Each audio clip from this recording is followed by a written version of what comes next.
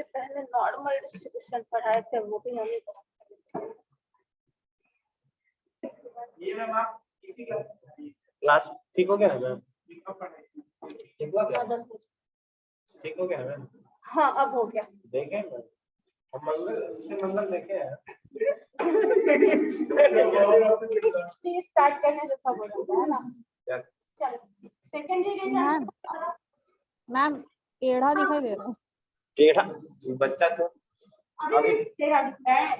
पूरा टेढ़ा है। यस मैम उल्टा दिखाई दे रहा है।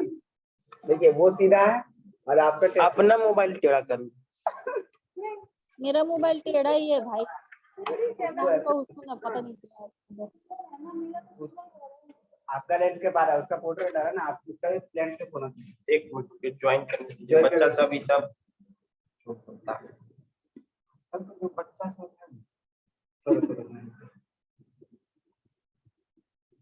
क्या हो रहा है रोज रोज पता नहीं। मैम कैमरा कहीं आपका लेंस उल्टा नहीं ना हो गया? अपना मोबाइल इधर कर लो ना, थोड़ा घुमा लो अपना। क्या आ रहा है? तो मेरा ही उल्टा आ रहा है, मुझे ही दिख रहा है। आज तो उधर दिख रहा है। सीधा करता तो और उल्टा दिखाई देता है। क्या कैसे स्क्रीन दिख रहा है? ये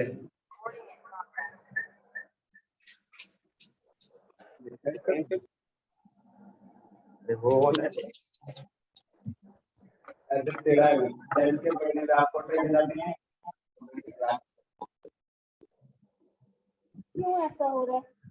चलो देखो अब ठीक है। Yes ma'am fine. ये ऐसे ही चल रहा है, पता नहीं कब से चल रहा है, क्यों ऐसे हो रहा है। नहीं हुआ। लगता है हम अच्छा से नहीं देखेंगे। घबरा गया था सबके साथ। चलो ठीक।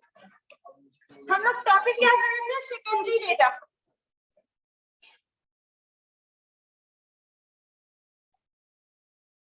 डेटा को पता ही है क्या है ना? सेकेंडरी डेटा क्या होगा?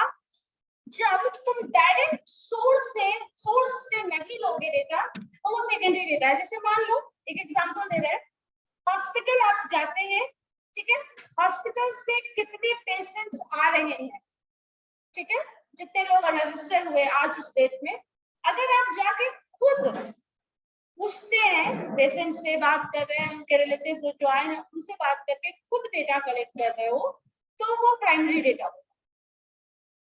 अगर तुम हॉस्पिटल का रिकॉर्ड जो रजिस्टर हुआ है, जो एक्सेल शीट मेंटेन करता है लोग, वो अगर कॉपी करते हो तो वो सेकेंडरी डेटा है। बस इतना ही अंतर है प्राइमरी और सेकेंडरी में। जब तुम डेटा खुद निकाल रहे हो, खुद कलेक्ट कर रहे हो, गेट पे बैठे रहो, कितने लोग आए गए ये चीज आप देखो, खुद से कैलकुलेट करो। पेट्रोल पंप पे चले जाइए, पेट्रोल पंप पे जा रहे हैं, कितनी गाड़ियां आई हैं, कितना पेट्रोल क्या लिए, रिकॉर्ड खुद निकालेंगे, आज कल परसों रोज का डेट का निकालो, तो वो प्राइमरी डेटा है। अगर पेट्रोल पंप वाले से मांगते हो आज का पूरा सेल क्या है, कितने लोग कितना लिए, अगर ये मांगते हो सेकेंडरी डेटा है। बस इतना ही है। रजिस्टर अपना रजिस्टर खुद से करना प्राइमरी हो गया, दूसरे के रजिस्टर कॉपी करना बस इतना ही है। देखिए तो कम सस्ता पेट्रोल बनाने 20 रुपए का बनाया होगा। जो भी है वो डेटा आएगा, ठीक है। प्राइमरी सेकेंडरी डेटा यही है। अब प्राइमरी डेटा में दो टर्म है, सॉरी सेकेंडरी डेटा में एक टर्म आता है इंटरनल सेकेंडरी, दूसरा आता है एक्सटर्नल सेकेंडरी। ये क्या है? प्राइमरी डेटा क्या है? अगर आप सेकेंडरी में प्राइमरी डेटा बाद में पढ़ना है। इंटरनल सेकेंडरी में जो अपने ऑर्गेनाइजेशन के अंदर में जितने लोगों से रिपोर्ट ले रहे हैं वो इंटरनल हो गया। हाँ, मतलब ये है कि 10 साल पहले तुम्हारा क्या रिकॉर्ड रहा था, उसी कंपनी का रिकॉर्ड अभी देख रहे हो, फिर से देख रहे हो और देख रहे हो, तो ये सेकेंडरी डेटा है। और इंटरनल, मान लीजिए पास्ट रिकॉर्ड आप देख रहे हैं, रिकॉर्ड पास्ट का ही देख रहे हो और उस पास्ट रिकॉर्ड का खुद का डेटा आपने कलेक्ट किया और उसी डेटा को आप इस्तेमाल कर रहे हैं फ्यूचर रेफरेंस के लिए, तो इंटरनल सेकेंडरी हो गया। आप एक्सटर्नल सोर्स से डेटा कलेक्ट कर रहे हैं, ठीक है, एक्सटर्नल सोर्स से डेटा कलेक्ट कर रहे हो, कहीं बाहर से, जैसे मान लो यूएस का डेटा तुमको चाहिए, ठीक है, हाँ, सिर्फ गूगल से सिर्फ नहीं बोल सकते, गूगल को अभी हटाइए दो। एक्सटर्नल डेटा जब बात कर रहे हैं, मान लीजिए तुमको जानना है कुछ यूएस मैगजीन का यहाँ पे जानना है, या फिर आपको थोड़ा हायर लेवल पे देखना है कि इंडिया का कुछ प्लान बनाओ, ऐसा पॉलिसीज कुछ ऐसा बनाइए, कुछ कंपनीज ऐसा सेटल कर रहे हो जो फॉरेन लेवल के कहीं ना कहीं मैच करता हो, तो वहां का क्या कंडीशन है, क्या फैसिलिटीज है, किस तरह का क्या कंडीशन है, किसका क्या ग्रोथ है, किस तरह के प्रोडक्ट का सेल्स है, ये सब कुछ देखते हो। अब ये डेटा कहाँ मिला? एक्सटर्नल सोर्स से तुम यहाँ ला रहे हो, ठीक है, उसके कंपैरिजन में यहाँ का स्टडी कर रहे हो। तो जो डेटा तुम बाहर का कलेक्ट करके यहाँ ला रहे हो वो एक्सटर्नल सोर्स से आया है। डेटा सेकेंडरी है, ये ऑब्वियस है, क्योंकि आप वहां से डेटा मांग रहे हैं और वो डेटा किसी और का है, आप उसको कलेक्ट कर रहे हैं। जैसे इसको इस तरह से भी मान सकते हैं, मान लो दो अलग अलग लोग सर्वे के लिए जाते हैं, ठीक है, आप और एक आपका पूरा ग्रुप, एक आपके फ्रेंड का पूरा ग्रुप, एक एडवर्टीजमेंट का सारा जो भी डेटा है वो देख रहा है, कितना बैनर लगा, उसका क्या है, किस एरिया में लगा, वो कितना पॉपुलर है, क्योंकि ये भी इम्पोर्टेंट है ना, किस एरिया में बैनर लगाए हो वो कितना पॉपुलर है, क्योंकि उस एडवर्टीजमेंट को उतने ही लोग देखेंगे, उससे ज्यादा लोग नहीं देख रहे हैं, है ना। तो जब आप ये चीज देख रहे हैं तो क्या होगा, एडवर्टीजमेंट का सारा कितना पॉपुलेशन को वो अफेक्ट कर रहा है, ये चीज मिल जाएगा। उसका क्या, उसी एरिया में दूसरा कोई कैंडिडेट गया है और वो देख रहा है सेल्स कितना हो रहा है, ठीक है। अब क्या होगा, दोनों अलग अलग है, अलग अलग सोर्स डेटा कलेक्शन, एक ही एरिया है, लेकिन आपने डेटा कलेक्शन किया, एक आपके फ्रेंड ने किया, दोनों यहाँ पे प्राइमरी डेटा है क्योंकि डेटा कलेक्ट कर रहे हो तुम। या फिर शॉप से ले लो तो शॉप का डेटा तुमको ऐसे नहीं मिलेगा, बैनर वाला और एडवर्टीजमेंट वाला नहीं मिलेगा। तो अगर आप तुम डेटा ऐसे अलग अलग ले रहे हो और दोनों एक्सचेंज करके, या फिर उसके एडवर्टीजमेंट का इस्तेमाल तुम अपने सेल्स में कर लो, या तुम्हारे सेल्स का इस्तेमाल वो दूसरे एडवर्टीजमेंट वाले सेक्शन में कर ले, तो क्या हो जाएगा, दोनों के लिए जो अलग अलग सोर्स से डेटा आया है वो क्या हो जाएगा, एक्सटर्नल डेटा। तुम्हारे पास दो डेटा होगा, सेल्स का होगा, एक एडवर्टीजमेंट का होगा। एडवर्टीजमेंट का डेटा तुमने खुद कलेक्ट किया इंटरनल, और एक्सटर्नल डेटा जो सेल्स का तुम अपने फ्रेंड से कलेक्ट कर रहे हो वो तुम्हारे लिए एक्सटर्नल डेटा हो जाएगा। बस यही मतलब है, अंतर यही है, जो सोर्स एक्सटर्नल है बट आप उसको अपने पर्पस के लिए इस्तेमाल कर रहे हैं, और डेटा हमेशा सोर्स से ही मिलेगा हमें, बट ये देखना है सोर्स से डेटा कलेक्शन का मेथड क्या है, प्राइमरी और सेकेंडरी। उसके बाद सेकेंडरी का दो पार्ट है, इंटरनल सेकेंडरी और एक्सटर्नल सेकेंडरी, ठीक है। प्राइमरी और सेकेंडरी में एक बात हो सकता है, अभी जितना आपने बताया ना, तो सेकेंडरी डाटा तो मैम हमेशा पास्ट से लेना पड़ेगा, पास्ट से लेना पड़ेगा, प्राइमरी डेटा तो प्रेजेंट से ही लेना प्रेजेंट, क्योंकि उसमें होता है प्राइमरी डेटा, इसीलिए कहा जाता है ना प्राइमरी डेटा ज्यादा यूजफुल होता है, ज्यादा रिलायबल होता है। आपसे कभी भी स्टडी में यही इसीलिए पूछा जाता है, मैंने कहा था ना शुरू में कि आपसे रिसर्च में ये पूछा जा सकता है कि आपने सेकेंडरी डेटा क्यों लिया, क्योंकि आपको पता है कि प्राइमरी डेटा जो है वो ज्यादा यूजफुल है, ज्यादा रिलायबल है, ज्यादा ऑथेंटिक इंफॉर्मेशन देगा, क्योंकि वो प्रेजेंट कंडीशन, प्रेजेंट सिनेरियो को डील करता है। जब सेकेंडरी डेटा लोगे, तो जब से हम लोग सेंसस डेटा लेते हैं ना, आज भी 2011 का डेटा लेते हैं, 2021 का डेटा अभी तक नहीं पता है, नहीं मिला है, तो क्या हो रहा है, 10 साल पहले का डेटा ले रहे हैं हम, और उसी रिकॉर्ड के बेसिस पे उसका कुछ ना कुछ एक ग्रोथ फैक्टर आता है कि इस रेट से पॉपुलेशन इंक्रीज कर रहा है तो इतना पॉपुलेशन अभी हो गया होगा, ये भी एडजस्टमेंट होता है पॉपुलेशन स्टडी में, ये भी हम लोग पढ़ते हैं। लेकिन उसके बाद इंक्रीमेंट होकर इतना पॉपुलेशन अभी आ गया, तो डेटा का रेफरेंस कहाँ है, 2011, जो कि 10 साल 11 साल में क्या हो गया, बहुत कुछ बदला है। लेकिन आप रेफरेंस कहाँ का ले रहे हैं, वही ले रहे हैं क्योंकि वही ऑथेंटिक डेटा है, और किसी डेटा को किसी और सोर्स से मिला है, आप उसको रिलाई नहीं कर सकते, क्योंकि आपसे ये भी पूछा, रिलायबिलिटी क्वेश्चन भी तो है ना, कि जो इंफॉर्मेशन दे रहे हो, इतना सारा तुम दलील दे रहे हो, वो किस बेसिस पे, what is the base of that. आप ऐसे भी कुछ भी बोलेंगे, सामने वाला कुछ भी तो नहीं सुनेगा, कुछ ना कुछ ऐसा इंफॉर्मेशन देना होगा, कुछ ना कुछ रिलायबिलिटी होना चाहिए। जब तक रिलायबल सोर्स से हमें इंफॉर्मेशन नहीं मिलेगा, हम कैसे मानेंगे। जैसे मान लो कोई रोड पे बोल रहा है, चलो आप रास्ते में जा रहे हो, कोई स्टूडेंट बोल रहा है कल छुट्टी है, सपोज, तुम उस बात को मान रहे हो, तो फिर कल छुट्टी नहीं है, तुम छुट्टी मान के घर पे बैठो, यही होगा ना। लेकिन आपको सोर्स इंफॉर्मेशन, आप उसको कब मानेंगे, कब मानना चाहिए, जब आपको सोर्स से वो इंफॉर्मेशन मिल रहा है, तभी आप उसमें रिलाय हो कर सकते हैं। वो सोर्स नहीं है जो सोर्स लेकिन नहीं मान सकते ना, वो रिलायबिलिटी है नहीं है ना, फिर रिलायबल सोर्स नहीं है। सोर्स वही होना चाहिए जो रिलायबल है और जो रियल इंफॉर्मेशन, ऑथेंटिक इंफॉर्मेशन देगा, जिसको तुम एकदम गारंटी के साथ बता सकते हो कि ऐसा है। और अगर गारंटी के साथ नहीं बता सकते हो तो यहाँ बोल सकते हो विथ दिस परसेंट एक्यूरेसी, ये भी बोल सकते हैं फ्रॉम दिस रेफरेंस। जैसे आपको होता है ना, कभी कभी एग्जाम में सुनते हो किसी क्वेश्चन का आंसर गलत दे दिया जाता है। अगर एग्जाम दिए हैं कभी, कोई कॉम्पिटिटिव एग्जाम क्वेश्चन गलत होता है, कभी कभी ये होता है ऑब्जेक्टिव एग्जाम में, अगर आपको कॉम्पिटिटिव एग्जाम्स में ऑप्शंस गलत दे दिया जाता है, या फिर ऑप्शन इस तरह से होगा, क्वेश्चन इस तरह से दे दिया जाएगा कि तुम आंसर तुमको समझ में ही नहीं आएगा। अब उस पे क्या किया जाता है, क्लेम करता है लोग, है ना, कि ये क्वेश्चन गलत है, इसको इस तरह से होना चाहिए, इसका आंसर ये है। तो आप ये आंसर है तो आप बोल रहे हैं किसके रेफरेंस में, क्योंकि इस किताब में ऐसा लिखा हुआ है। कोई किताब में अगर एनसीईआरटी में लिखा हुआ होगा तो वो मानेगा कि एनसीईआरटी में ये आंसर है, तो आपने ये आंसर दिया है तो वो गलत डेटा है। अगर इसी तरह पब्लिकेशन, जैसे गवर्नमेंट अपना डेटा पब्लिश करती है हर साल एक ईयर बुक आता है, इंडिया 2019, 2020, 2021, 2022 भी आ चुका होगा, ठीक है। तो वो एक डेटा है, उस बुक में अगर कुछ भी लिखा है, क्योंकि वो इंडियन गवर्नमेंट की तरफ से रिलीज हुआ है, पब्लिकेशन डिवीजन की तरफ से रिलीज होता है, तो उस बुक में कुछ भी लिखा है उसके लिए तुम कहीं भी कभी भी क्लेम कर सकते हो। एनसीईआरटी के बुक के बारे में सुने होंगे, किसी बुक में कुछ भी लिखा हुआ है जो इंटरमीडिएट लेवल पे पढ़े होंगे, तो हो सकता है कुछ बुक में मिसप्रिंट है, ऐसा भी बहुत सारे बुक्स हैं, आंसर्स गलत मिलेगा, तो उस हर बुक को वो नहीं मानेगा। यूपीएससी बीपीएससी का बात कर रहे थे ना, उसमें भी आपके क्वेश्चन को, आप जो डेटा आप बोल रहे हैं इस बुक में ऐसा लिखा हुआ है, आप आंसर बोल दीजिए। यहाँ पे ये भी प्रॉब्लम है, किसी बुक में कुछ और लिखा रहेगा, दूसरे बुक में कुछ और लिखा रहेगा, ऐसा होता है ना।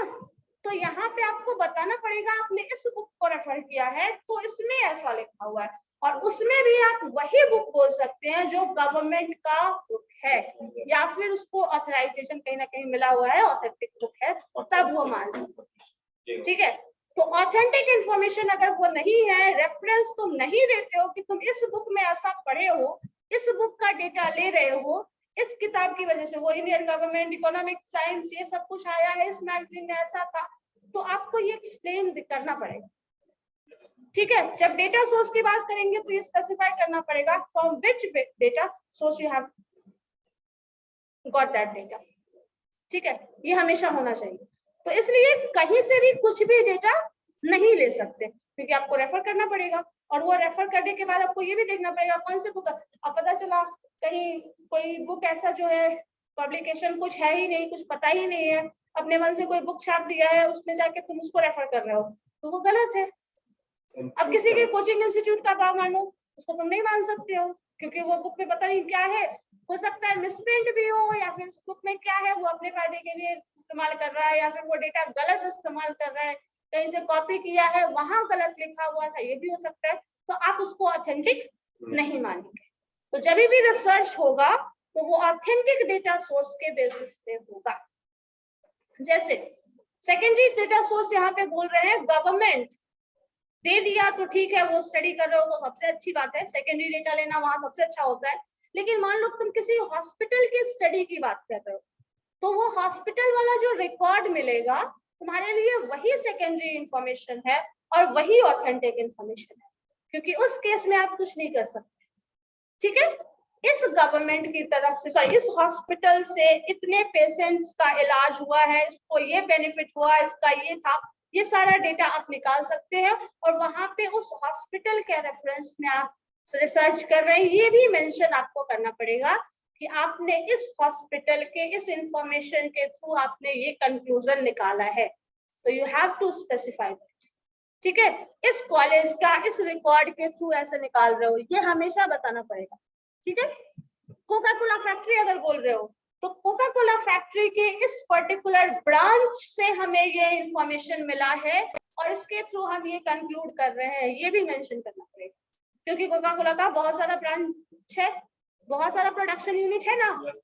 अब उन सबके बेसिस पे बहुत सारा जो है जो आपने इग्नोर कर दिया। कॉलेज में मैंने बताया था ना कि इस कॉलेज का आप सिर्फ बात कर रहे हैं, तो इस कॉलेज के रेफरेंस में जैसे लिखा जाता है, बहुत सारा लाइन इस्तेमाल किया जाता है कि वी आर स्टडिंग और एनालाइजिंग द टीचिंग मेथड या फिर स्टूडेंट्स कंडीशन, टीचिंग क्या कहा जाए, इन्वायरमेंट आफ्टर दिस पैंडेमिक, मान लो कोविड, ठीक है। तो with reference to this particular college, with reference to this district mention करोगे कि तुम इस डिस्ट्रिक्ट के लिए ये स्टडी कर रहे हो, इस कॉलेज के लिए ये स्टडी कर रहे हो, इस पर्टिकुलर जियोग्राफिकल एरिया के लिए स्टडी कर रहे हो, यहाँ पे मेंशन करना पड़ेगा, क्योंकि तुम पूरा का पूरा पटना, पूरा का पूरा बिहार, पूरा का पूरा पटना का स्टडी नहीं किए हो, सिर्फ एक पर्टिकुलर यूनिट का स्टडी किए हो, तो यहाँ पे मेंशन करना पड़ेगा विथ रेफरेंस टू दिस, ठीक है। जैसे मान लो कभी कभी ये भी होता है, इसके लिए और भी एग्जाम्पल है, जैसे गवर्नमेंट टीएडीए देती है, गवर्नमेंट जॉब में जो भी है टीएडीए मिलता है ना, उसको जो भी मिलता है उसका कुछ परसेंटेज है, हर इनकम ग्रुप के लोगों को इस तरह से मिल रहा है, उसके हिसाब से जो जो टीएडीए बढ़ाती है या फिर मिलता है, जैसे पे स्केल बढ़ा है लोगों का, 6th पे 7th पे आ गया ना, तो अब पे स्केल बढ़ा है तो उससे टीएडीए का भी इंक्रीमेंट कहीं ना कहीं होगा। जब पैसा लोगों के पास ज्यादा हो गया तो कहीं ना कहीं महंगाई भी बढ़ेगी, बढ़ जाएगी, लेकिन लोगों का लिविंग स्टैंडर्ड भी बढ़ जाएगा। लेकिन ये किन लोगों के लिए हो रहा है, एक particular group of people in this particular area, बहुत सारे ऐसे लोग हैं जिनको उतना बेनिफिट नहीं मिला है, तो उसके लिए जो महंगाई हुआ वो क्या हो गया, बढ़ गया, उसका इम्पैक्ट इनवर्स आएगा, रिवर्स इम्पैक्ट पड़ेगा ना उस पर, क्योंकि जो प्रोडक्ट था उसका तो रेंज बढ़ गया, क्योंकि अब सरकार ही पैसा बढ़ा देगी, सरकार ज्यादा पैसा दे रही है, तो लोगों को खरीदने का कैपेसिटी बढ़ गया, डिमांड बढ़ेगा, मतलब अब मार्केट में सब कुछ खरीदना शुरू कर देंगे तो क्या होगा, कहीं ना कहीं उसका भी प्राइस बढ़ जाएगा। अब वो प्राइस बढ़ेगा तो दूसरा तबका जो खरीदने के कैपेसिटी में पहले ही वो स्ट्रगल कर रहा है, तो वो क्या हो जाएगा, कहीं ना कहीं और पीछे चला जाएगा, हो सकता है अगर उसका इंक्रीमेंट नहीं होता है तो होगा ना। तो अब यहाँ पे यही सब डेटा जो अब इसमें बताइएगा कि आपने जो डियरेंस अलाउंस दिया है, ये पर्टिकुलर सैलरी स्केल था, उसका इंक्रीमेंट इतना हुआ, ये हुआ, जो भी डेटा, ये सब नंबर्स की बात है। अब ऐसा हो रहा है तो फिर उसका इम्पैक्ट क्या हुआ हमारी सोसाइटी में, ठीक है। ये एक रिसर्च हो सकता है, 7th पे के इंक्रीमेंट के बाद 1 साल 2 साल बाद क्या इम्पैक्ट आया उसका सोसाइटी पे, स्टडी कर सकते हो, कर सकते हैं या नहीं? Yes ma'am. अब उसका क्या पॉजिटिव, महंगाई बढ़ा है, ऑब्वियसली सबको दिख रहा होगा, 5 साल पहले कुछ और था, अभी कुछ और है, 10 साल पहले चले जाओ, वहां से लेके कहाँ तक आ गया, 10 साल पहले जिसका 2000 4000 सैलरी था उसका 10,000 हो गया होगा, 7,000 8,000 10,000 हो गया होगा ना। तो अब उससे क्या हो गया, उनका इंक्रीमेंट तो बहुत, बोलो अनएम्प्लॉयमेंट को पॉजिटिव तरीके से अनएम्प्लॉयमेंट को पॉजिटिव तरीके से कैसे, आपने अभी बताया ना, अगर सरकार अगर रोजगार दे रही है, ज्यादा दे रही है, रोजगार कहाँ दे रही है? बोलो बोलो बोलो, चलो ठीक है, सैलरी बढ़ा दी, अगर उससे एम्प्लॉयमेंट मिलेगी नहीं तो सैलरी देनी नहीं पड़ेगी, महंगाई कम तो देखो यहाँ पे मार्केट, कभी भी इस तरह का स्ट्रक्चर पढ़िएगा जब, तो बहुत कॉम्प्लेक्स स्ट्रक्चर है ये। पैसा बढ़ा गवर्नमेंट का, तो ठीक है, पैसा गवर्नमेंट कैसे बढ़ा रही है, टैक्स कहीं ना कहीं आप ही दे रहे हैं, सरकार अपने पास पैसा कुछ फैक्ट्री बना के तो रखी नहीं है, वो भी है फैक्ट्री बना के भी रखी है, वो भी रेगुलेटरी कंडीशन उसका भी अपना लंबा चौड़ा है, जैसे आरबीआई में पैसा बन रहा है तो वो मिल रहा है बैंक को, दिस कंडीशन, ऐसा कुछ होता है ना, वो ऐसे तो पैसा नहीं मिल जाता है सबको। तो अब क्या हो रहा है, जो गवर्नमेंट पैसा दे रही है आपको, वो कहीं ना कहीं आप ये मान सकते हैं वो आपसे ले रही है, क्योंकि टैक्स बढ़ेगा, टैक्स भी दोगे ना, जैसे इनकम बढ़ेगा तो टैक्स भी बढ़ेगा उसका।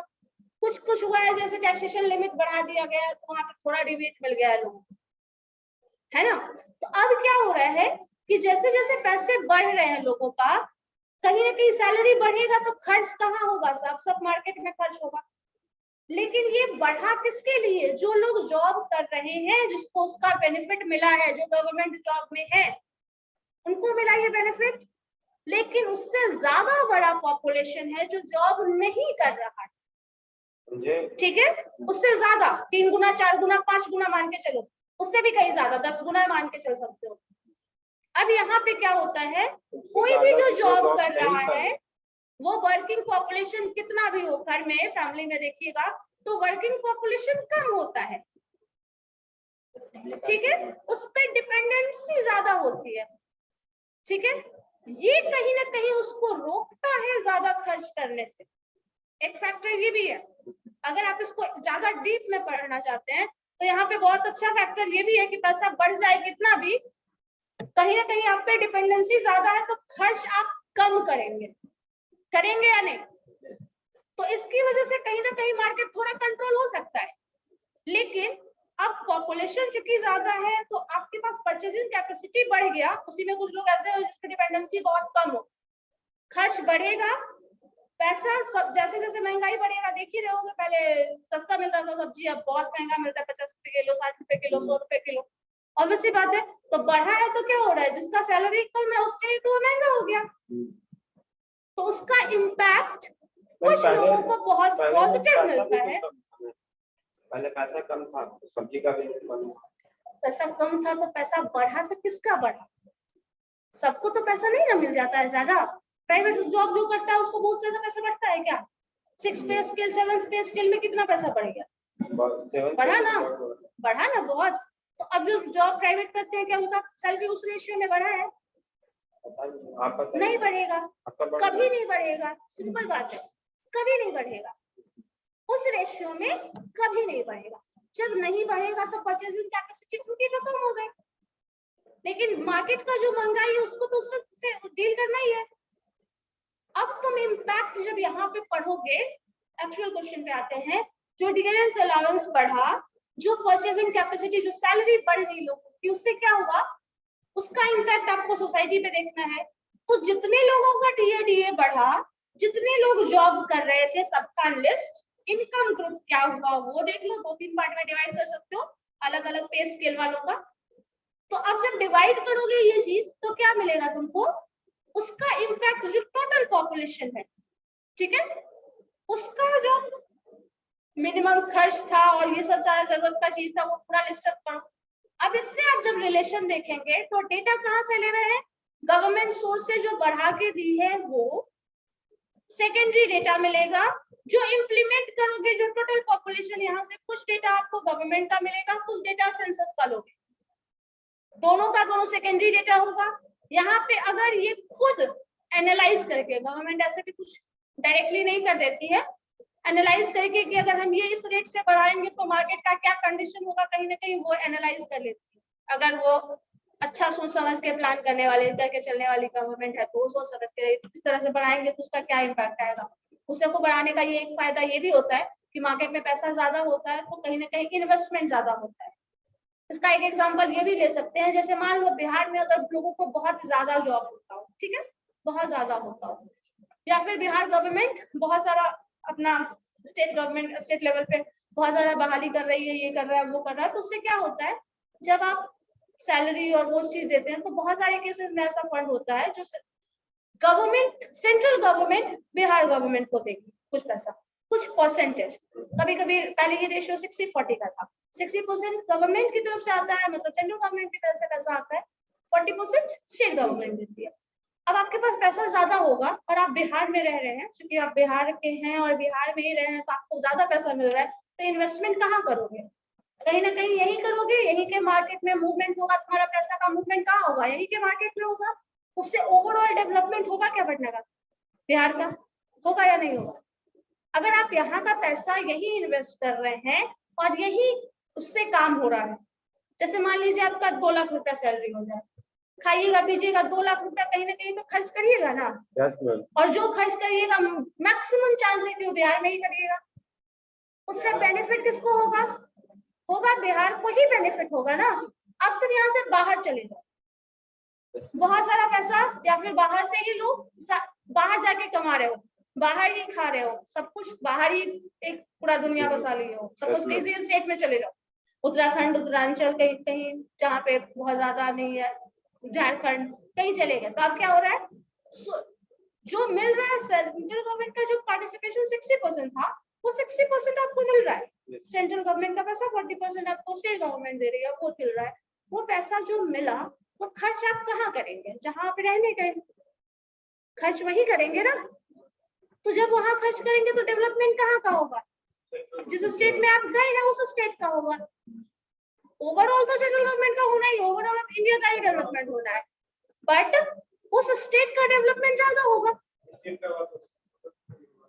स्टेट का डेवलपमेंट ज्यादा होगा। अब यहाँ पे क्या होता है, हमारे यहाँ जब बात करते हैं हम बिहार की, तो यहाँ मैक्सिमम लोग सब पढ़ लिख लिए, जो करना है कर लिए, लास्ट में चले गए बाहर। तो इससे क्या होता है, बेनिफिट जो है वो दूसरा गवर्नमेंट, दूसरे स्टेट गवर्नमेंट्स को मिलता है, हमें नहीं मिलेगा, क्योंकि ओवरऑल डेवलपमेंट का तो उनको भी चांस ही नहीं दिए।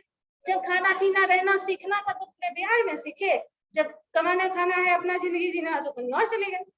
होता है ना सब। तो वही चीज होता है कि आपको ये सब कुछ, इन सबको समझने के लिए सिंपल हम लोगों को डेटा देखना था, टीए वाला डेटा हम ले रहे थे, तो उसका इम्पैक्ट देखना है। तो सारे फैक्टर्स तो बनाया जा रहा है, सब कुछ किया जा रहा है, वो सब बहुत स्लो प्रोसेस है और उसमें टाइम लगता है। कुछ भी अब तुम सोचे आज कर लोगे, वो संभव ही नहीं है, वो पॉसिबल हो ही नहीं सकता है।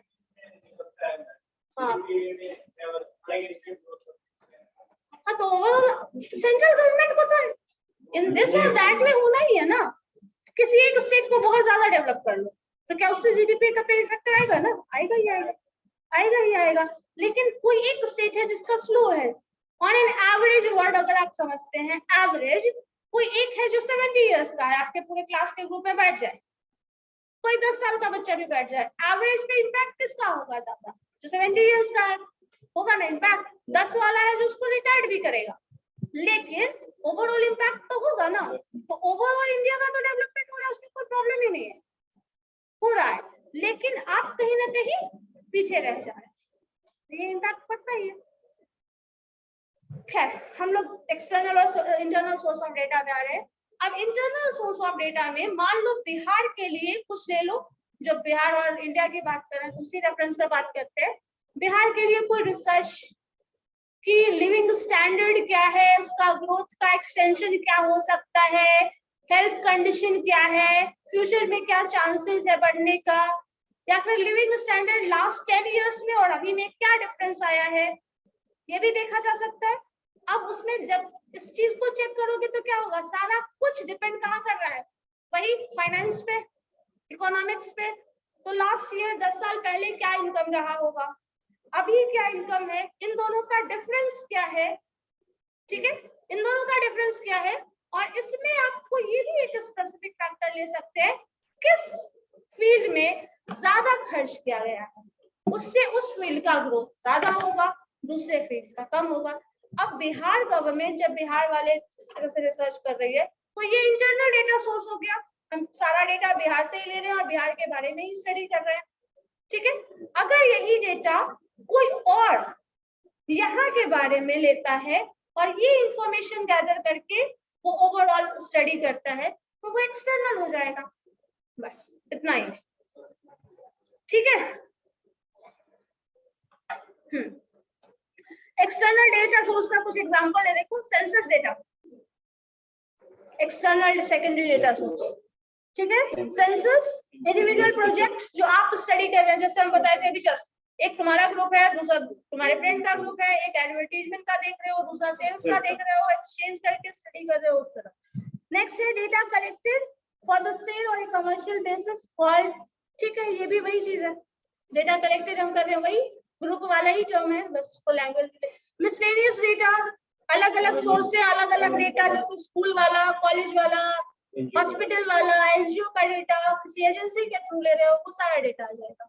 Census data is the most important data, ये ऑलरेडी हम बता चुके हैं, ये सबसे इंपॉर्टेंट डेटा है और इसको हमेशा ले सकते हैं क्योंकि ऑथेंटिक डेटा होता है, आप उसको रेफरेंस दे। हाँ, सेंसस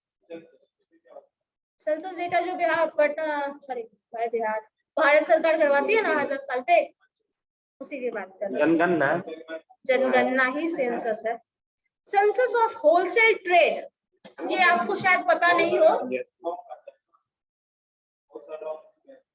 कुछ नहीं रहता, रॉन्ग होता है वो रेक्टिफाई करके बताया जाता है, रेक्टिफिकेशन होता है उसका, इसीलिए 2021 का डेटा अभी तक तुमको नहीं मिला है, 13-14 तक उसको, मतलब 22-24 तक कहीं ना कहीं वो करेक्शन होता है, रेक्टिफिकेशन होता है।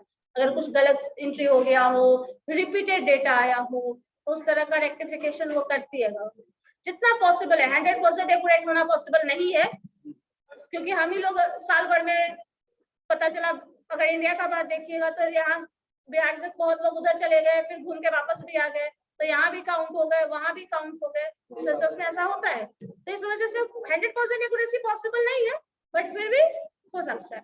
जहाँ स्मॉल पॉपुलेशन है वहां ये 100% एक्यूरेट हो सकता है, जहाँ कम पॉपुलेशन है, ठीक है, वहां हो सकता है, लेकिन ऑल ओवर इंडिया तो बिल्कुल नहीं हो सकता, क्योंकि बहुत ज्यादा पॉपुलेशन है। और यहाँ पे डिफैक्टो मेथड, डिज्यूर मेथड, दो मेथड और डेटा कलेक्शन का उसके थ्रू करते हैं। मतलब आपका जहाँ घर है आपका, वहां ऐड हो जाएगा नाम, अब तुम भले वहां रहो या ना रहो, ठीक है, और जहाँ हो वहां भी ऐड हो जाएगा, तो इससे डबल आप ही का नाम 2 बार ऐड हो गया, तो पॉपुलेशन ज्यादा दिखेगा आपको बाद में। अब ऑनलाइन हो जाएगा। हाँ तो मैं भूटान का तो 100% हाँ, ऐसे जैसे तुम अमेरिका वगैरह में देखते हो ना, उसमें क्या होता है, 12 बजे रात को सेंसस शुरू हुआ, 12 बजे रात में तुम यहाँ हो, यहाँ से काउंट करेगा जितने लोग हैं, यहाँ 3 लोग हैं, मतलब अमेरिका में भी 3 लोग हैं, और जो लोग जहाँ हैं वहां काउंट होते हैं, वैसे काउंट किया जाता है। शुरुआत में ऐसे भी बहुत जगह हुआ है, जितना पॉपुलेशन। हाँ, तो अब आधार कार्ड वाला केस आ गया, नहीं हो रहा है, उसे काउंट हो रहा है, लेकिन सेंसस फिर भी गवर्नमेंट कराती, अभी भी बंद नहीं हुआ है वो आइडेंटिटी। हो सकता, लेकिन वो नहीं कैसे काउंट होगा, बच्चे सब कहाँ से काउंट हो जाएगा, बहुत सारे लोगों का नहीं हुआ है। अरे तो बन जा रहा है तब ना, यहाँ के बाद कि बच्चे सुनो एक बात, सिंपल कहाँ से होगा, 10 साल का जो गैप है उसमें क्या हुआ नहीं हुआ किसको पता, और सेंसस में बहुत लोगों का डेथ भी तो हुआ, कहाँ से वो काउंट हो जाएगा आधार कार्ड से, नहीं हो सकता है, डीएक्टिवेट हो जाएगा फिर। अरे तो करवाओगे तब ना, यहाँ रजिस्ट्रेशन, बर्थ रजिस्ट्रेशन करने में सरदर्द होता है, डेथ रजिस्ट्रेशन करने में सरदर्द होता है, तो काउंट करना ही ऑप्शन है ना। रजिस्ट्रेशन प्रोसेस अगर अच्छे से हो जाता है देन हमें काउंटिंग करने की जरूरत नहीं पड़ेगी, लेकिन फिर लेकिन जब ये कोड जो 2020 में जो आया है, क्या जो सब कुछ डिजिटाइजेशन शुरू हुआ है, उसके बाद से ना अब हॉस्पिटल से लेके आपको शमशान तक के सब तो ठीक है। हर ये बिहार में ही हुआ है, अभी सब स्टेट में नहीं हुआ है कि सारा ऑनलाइन ही होगा, सब जगह सब कुछ नहीं होता है, समझे। इंडिया ऐसा जगह है ना जहाँ सब कुछ सब संभव है ही नहीं। एक समय था जब डेटा में बोले ना 10 साल का बच्चा होता था, 5 साल का बच्चा होता था, 15 साल का होता था, 20 साल का, 25 साल का, बीच में किसी का एज ही नहीं होता, ऐसा होता है, ऐसा इंडिया में रिकॉर्ड है, देखा गया है। या तो बच्चा 5 साल का है, अब वो 2 साल का है, तभी 5 साल है, 10 साल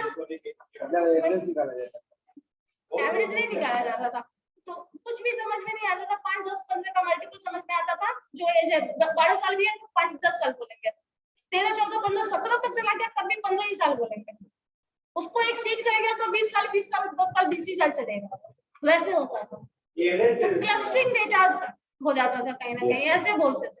तो अब उसमें डेटा कलेक्शन करोगे तो क्या करोगे, किस इंस्टीट्यूट का कितना है क्या पता, नहीं पता चलता है, पर बहुत लोग कैसे पता चलता है, तब तुमको पैसे तब तो गाँव वाला सिस्टम, उस दिन बहुत गर्मी था, शाम का समय था, पचड़ा 5 दिन था, क्या था, यही होता है, लेकिन उसकी बात नहीं है, उतना भी कंडीशन नहीं रहता है, लेकिन ये सिचुएशन है कि आपको एग्जैक्ट डेटा नहीं पता होगा। जो लोगों का डेथ हुआ, रजिस्ट्रेशन नहीं हुआ, रजिस्ट्रेशन आज भी वही लोग कराते हैं जिनका इंश्योरेंस होगा, जिनका पेंशन होगा, जिनका कुछ होगा, नहीं तो डेथ रजिस्ट्रेशन भी हमेशा 100% नहीं होता, बर्थ रजिस्ट्रेशन भी 100% नहीं नहीं, होता मैम। है, लेकिन कहीं ना कहीं ज्यादा होता है as compare to death registration. Birth registration अब के टाइम में लेकिन हो गया। हाँ, तो बिकॉज ऑफ दैट वहाँ पे मैम, क्या है, तो ऐसा बहुत भी तो- लोग इसको नहीं समझ लो। मैम ऐसा भी तो हो सकता है ना, जीवित है सब जो बंदा हॉस्पिटल में पैदा ही ना हुआ वो कैसे ले। नहीं हो, वैसे उसका भी कुछ है। अरे बनाया जाता है वो एफिडेविट दिया जाता है ब्लॉक में अब एफिडेविट होता है अब बनाया जाता है, अब बनाया जाता है, अब बनाया जाता है, अब बनाया जाता है, अब बनाया जाता है। जैसे हम एफिडेविट नहीं तो मेरा तो मैट्रिक के साथ जो भी है, पहले ऐसा सर्टिफिकेट्स का जरूरत नहीं पड़ता था, बट अब पड़ता है। अब जरूरत कंपलसरी इसलिए भी कर दिया है, लोग इसी बहाने कर। ये भी एक है। आधार कार्ड हर जगह क्यों मांगा जाता है? ये भी एक इसी बहाने लोग आधार कार्ड बनाए, अभी कुछ आइडिया पता चले। अब कुछ बिजनेस भी पैन हो कार्ड भी वो भी है, चल ठीक है, ये भी मानते हैं, बट रिकॉर्ड करेक्शन का एक तरीका है। मैम सरकार बिजनेस करने के लिए ही सब कर रही है, सब कुछ नहीं है। अब वो जनरेट करेंगे सरकार, कहाँ से आपका तरीका तुमको नौकरी देना है तो उसके तुम्हीं से लेगी ना। अब आधार कार्ड करने में पैसा कहाँ लग रहा है तुम्हारा? आधार कार्ड बनवाने में पैसा लग रहा है? यस मैम 50 रुपया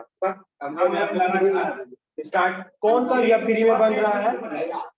चलो तो फिर से बना दो, दोहरा दो मेरा तो अभी। हाँ चलो दूसरा आधार कार्ड क्यों बनवा रहे हो? कितना का चले?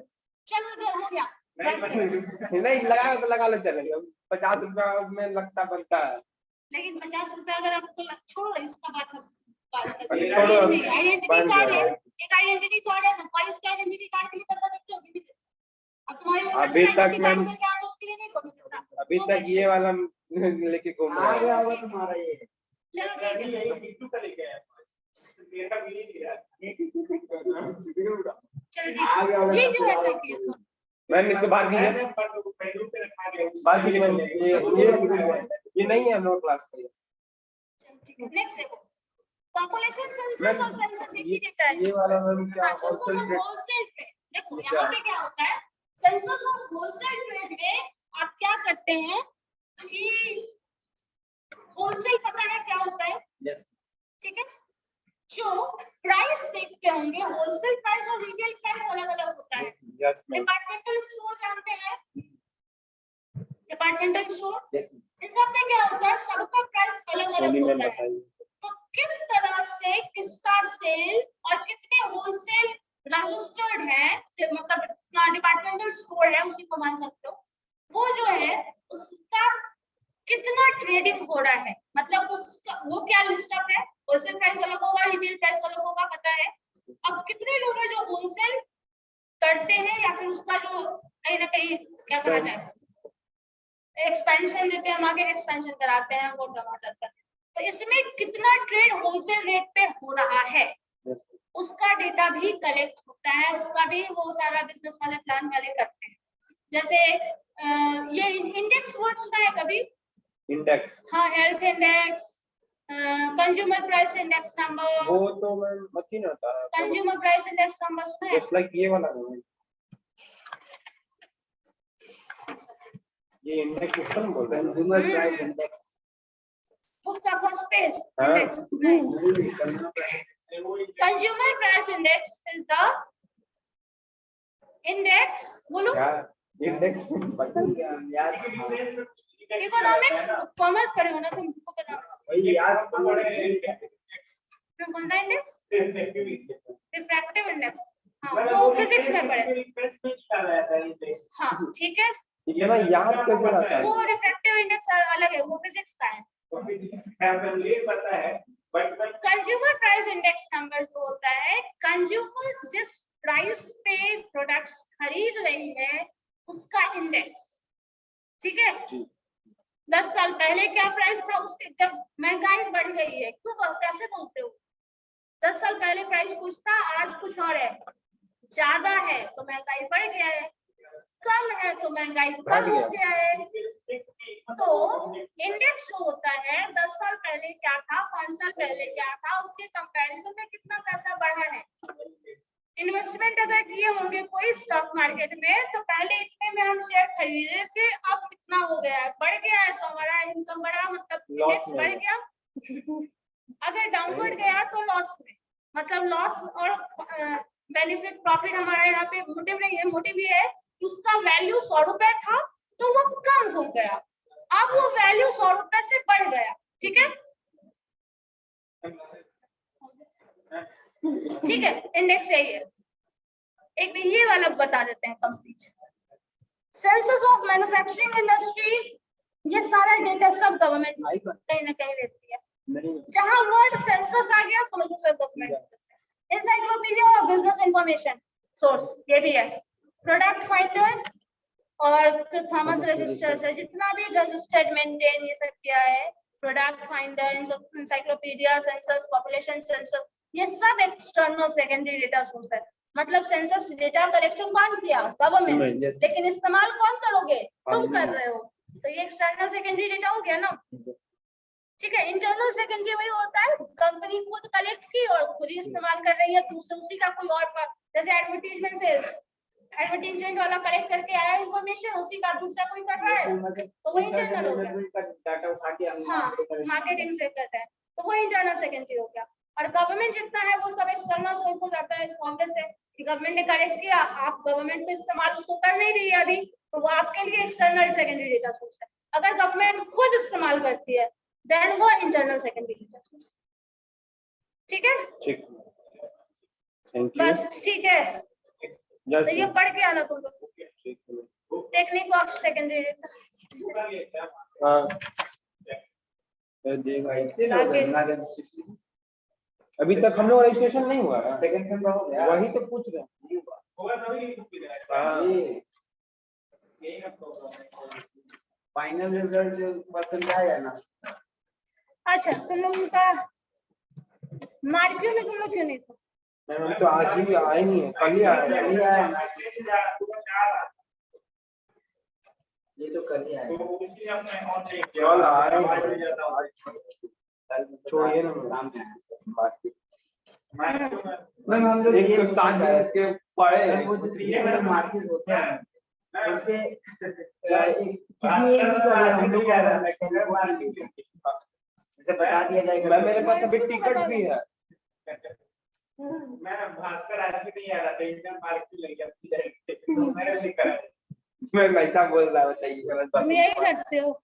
आपको लगता है मैम? हाँ। आप बोल दिए मैम, अच्छा नहीं लगा। ये सब बोलता था ठीक था, लेकिन आप क्यों बोल दिए मैम?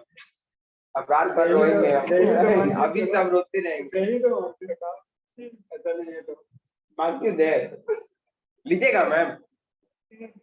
देखा, दो ही सवाल तो पूछने बस यही पूछना था। चलो A+ करवा दीजिए। नेक्स्ट काम तुम लोग को जल्दी से इसको खत्म करिए, ये टॉपिक खत्म होगा तो हम आप लोगों को प्रोजेक्ट देने वाले हैं। प्रोजेक्ट वर्क में देखिए इसका पीपीटी वाला काम देखिए। हम सेकेंडरी डेटा में तो बस एक और क्लास ना, बस दो ही क्लास। हाँ बस नेक्स्ट क्लास तक ये सेकेंडरी डेटा तुम्हारा मैम खत्म बुक दे दीजिएगा। है ना, पढ़ाई लगी, पढ़ाई लगी। पढ़ते हो। तुमको भेजा है ना। आपको लगता नहीं है मैम नहीं पढ़ते हैं? सेकेंडरी डेटा पे भेज भाई टाइम का दिक्कत है, बस यही। चलो ठीक है, बहुत है, हम तो 2 Next. घंटा पढ़ा देते हैं। बस Indrapuri road number 10 house number बता दें। इंद्रपुरी पे तुम रहते हो भाई साहब, पानी में पानी